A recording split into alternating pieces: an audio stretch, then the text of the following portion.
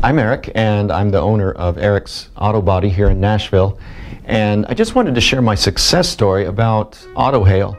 You see, right after the bad storm, we had dent companies calling, faxing, and showing up on the lot, and we were all trying to figure out what to do first. We didn't even know yet if there was damage to cars, and these guys were shoving contracts in our face. And that's when I decided to take a step back and do some research. So I called some of my insurance buddies, and most of them recommended that I call Dave, who is the owner of a company called AutoHail. I called, and he explained that he would cover all of my needs.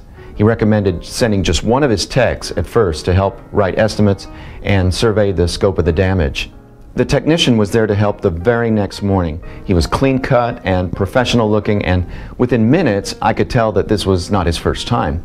He knew all of the ins and outs about how to manage a hailstorm, and just his being there helped me to relax.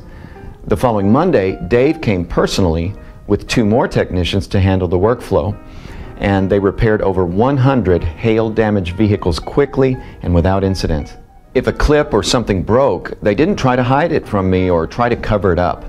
They were upfront and honest, and we didn't have a single comeback or even a missed dent.